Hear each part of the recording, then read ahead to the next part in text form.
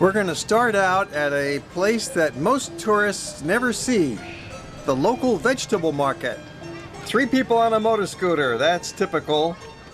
They average 2 people on a motorcycle, and very often you'll see 3 people, sometimes 4 people, occasionally 5 people. It's all very normal here in Cambodia and in fact throughout Southeast Asia. Well, this is the new market. It's a local food market and really presents a wonderful opportunity for some local people watching and having a stroll through and seeing the kinds of food products that they've got for sale, mostly for local consumption.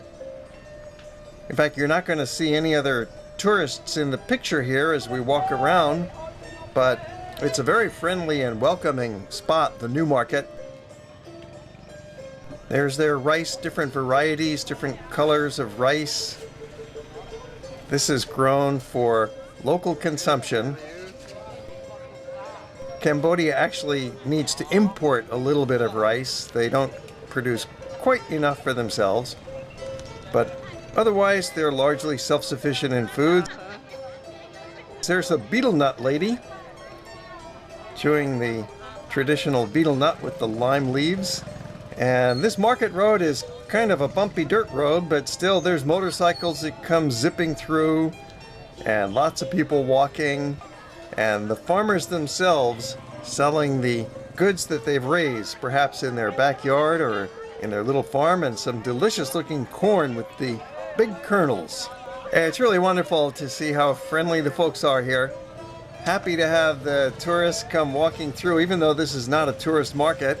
Piles of veggies and piles of motor scooters coming this way and that way. You got to be patient when you're walking around here in the market. There's another market nearby that's more for the tourists. It's called the Old Market, and that's more in the city of Siem Reap. And this is the new market for the locals, and like kids everywhere in the world, they get excited for the camera and start to ham it up.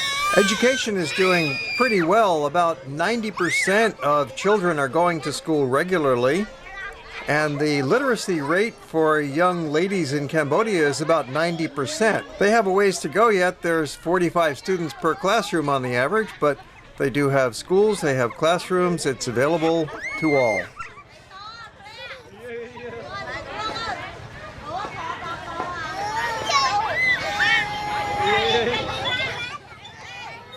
Well, we're going to hope that the future of these children is better than it was for their parents. Their parents had to live through a couple of revolutions and wars, and as most of you know, Cambodia had a rough time back in the 1970s, but that's all behind them now. The future is looking good for the young people of Cambodia, especially due to tourism and general improvements in their economy and their political system. There's some democracy. They're getting away from pure communism, and they have got more of an open economy now, a mixed economy with private enterprise. You see here the hard-working vendors, and look at the great vegetables they've got here. There's cucumbers, there's tomatoes, carrots, they've got lemongrass and ginger. There's lime leaves, chilies, onions, tamarinds, mangoes. It just goes on and on. They're shopping every day for these fresh foods, including lots of tropical fruit, squash, sweet peppers, the rambutan fruit, which grows only in Southeast Asia, various kinds of herbs, flowers, a great spot for people watching. And there's a bakery that you can get fish, of course. Rice and fish are the 2 main staples of the people here.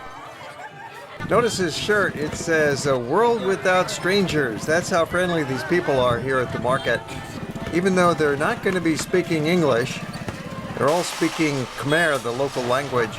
But you can communicate and wave and smile and buy something from them. And so if you're a traveler who's looking for some souvenirs, there are other places to be shopping in Siem Reap.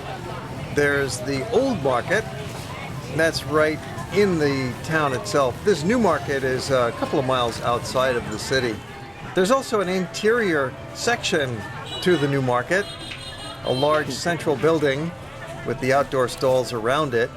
And inside you're going to have clothing, there is more food, there's packaged goods. It's getting kind of late in the day now, so some people inside are beginning to shut down their stalls. The market goes generally from dawn till dusk. They say that, especially in the morning, it's extra busy.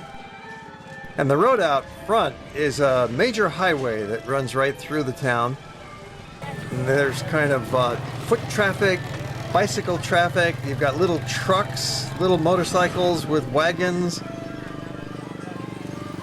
bamboo poles like spears mounted on a motorcycle.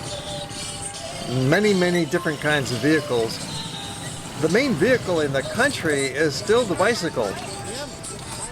They've calculated there's about one bicycle per family.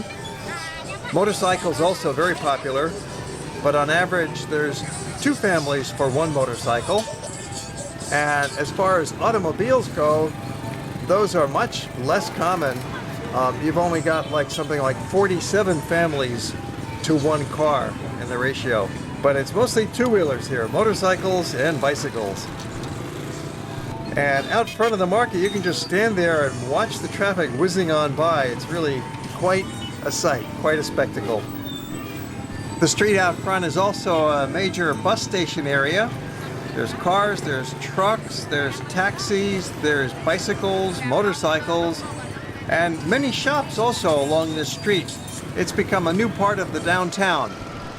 And then afterwards, you can hop on a motorcycle taxi if you care to catch a ride home. There are some regular taxis that you could snag, but the motorcycle taxis are more abundant and much less expensive.